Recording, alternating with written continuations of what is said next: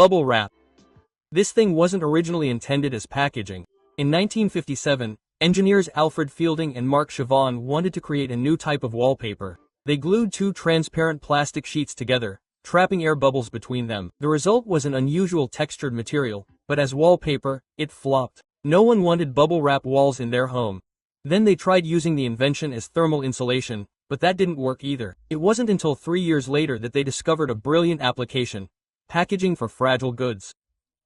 The first major client was IBM, which in 1961 was mailing its computers and was looking for reliable shock protection. Bubble wrap proved ideal. Fun fact: bubble wrap even has a birthday. Since 2001, the United States has celebrated Bubble Wrap Day on the last Monday in January. And, of course, everyone knows it not only as a packaging tool, but also as a stress reliever. Popping bubbles became almost a separate pastime. Potato chips. Chips appeared by accident in 1853 in the USA in the city of Saratoga Springs. At the Moonslake House restaurant, one customer constantly complained that the fries were too thick and soft. Chef George Crumb, exasperated, decided to teach the capricious customer a lesson. He sliced the potatoes as thin as he could, fried them until crisp, and generously salted them. Instead of offense, the result was delight. The customer loved it, and the new dish instantly became popular. They were called Saratoga chips, and the restaurant became famous. Later, chips began to be manufactured in factories, and in the 1920s, they came up with the idea of packaging them in airtight bags to keep them fresh and crispy. Fun fact: George Crumb was half African American and half Native American, and his accidental mixture turned into a multi-billion-dollar industry. Tea bags. This story began in 1908 in New York City.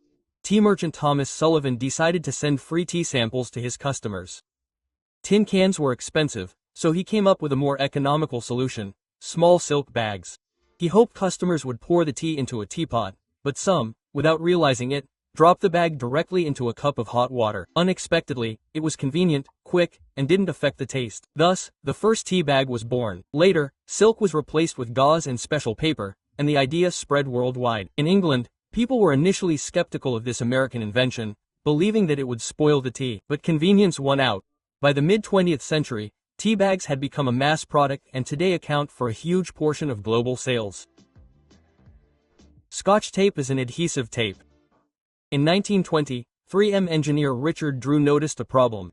Painters painting cars were having trouble separating colors neatly. The tape they used was too sticky and would peel off the fresh paint along with it. Drew was obsessed with the idea of inventing a tape that would stick but come off without leaving a trace. The first prototype was a budget one. Adhesive was applied only to the edges. One of the craftsmen exclaimed angrily, "Tell your Scotch tape people to be generous with their adhesive." Scotch tape means stingy in English. Thus was born the name, which became a brand. Drew later refined the idea, making it transparent so it could be used for packaging cellophane, which was very popular at the time.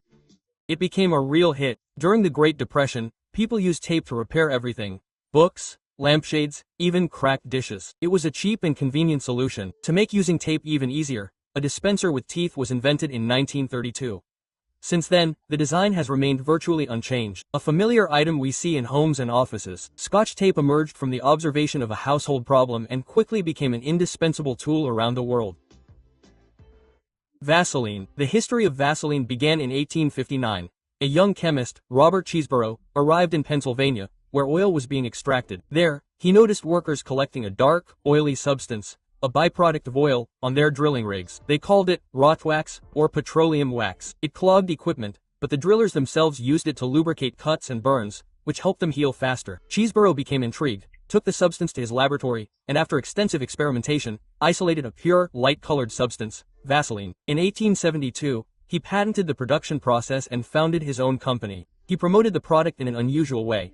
He would show the public burns and scratches on his hand, immediately smear them with Vaseline, and a few days later, display the healed skin. This marketing worked. Vaseline became a popular item in every medicine cabinet. Interesting fact: at the beginning of the 20th century, doctors even recommended applying it inside the nose as a cold remedy to moisturize the mucous membrane. Today, of course, this is not recommended, but Vaseline is still used in cosmetics and medicine.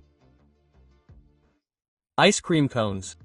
The history of the cone dates back to the 1904 World's Fair in St. Louis, USA. There, ice cream vendor Ernest Humvee worked next to a pastry chef making waffles. The ice cream vendors suddenly ran out of cones and didn't know how to continue selling the dessert. Humvee quickly came up with a solution. He rolled a hot waffle into a tube, placed a scoop of ice cream inside, and thus the first cone was born. The idea proved so convenient that it was picked up by other vendors right at the fair and soon spread throughout America. Today, there's debate over who exactly invented the cone. Several ice cream vendors from St. Louis also laid claim to the invention, but it was the combination of waffle and ice cream that became the hallmark of the exhibition and cemented itself in history. Microwave oven. In 1945, engineer Percy Spencer, working for the Rheon Company, was researching radar. He was standing next to a working magnetron, a microwave generator, and noticed something strange. A chocolate bar in his pocket melted. Intrigued, Spencer began experimenting. He brought corn kernels to the device. They began to explode, turning into popcorn. Then he tried an egg. It literally exploded from the steam pressure. Thus was born the idea of using microwaves to cook food. By 1947, the company had released the first industrial microwave oven, the Retta range. But it was the size of a refrigerator, weighed about 340 kilograms, and cost almost $5,000. Only restaurants and ship kitchens could afford it. It wasn't until the 1970s that microwaves shrank in size and became affordable for home kitchens. Microwaves caught on faster in Japan than in the United States, as small apartments and kitchens made them particularly convenient. Matches. The first chemical matches appeared in the 10th century. In 1826, English pharmacist John Walker was experimenting with fire-starting compounds. He accidentally caught a mixture of sulfur, antimony sulfite, and potassium chloride on a wooden stick. It ignited when rubbed, but these matches had a drawback. They ignited too quickly and emitted acrid smoke. Later, they began to improve. Red phosphorus was added, making ignition more predictable. It was these safety matches that became widespread and spread throughout the world. Previously, matches were often carried in special cases because they could ignite right in a pocket from friction, and the word spika in Russian comes from spika, meaning a pointed wooden stick. Antibiotics. The main discovery here was penicillin. In 1928, Scottish bacteriologist Alexander Fleming returned to the laboratory after a vacation and noticed something astonishing. A mold called Penicillium natatum had taken up residence in a petri dish containing colonies of Staphylococci. The bacteria around it died. Fleming realized that the mold secreted a substance that killed dangerous microbes. He named it penicillin. At first, his discovery was not taken seriously. The substance was unstable and difficult to isolate in pure form. But during World War II, a group of scientists at Oxford managed to establish mass production. Penicillin became a true miracle. It saved the lives of hundreds of thousands of soldiers with severe wounds and infections. After the war, the golden age of antibiotics began. Dozens of new drugs were discovered that changed medicine forever. The discovery of penicillin was a stroke of luck. If Fleming had simply thrown away the spoiled cup of mold, humanity might have developed antibiotics much later.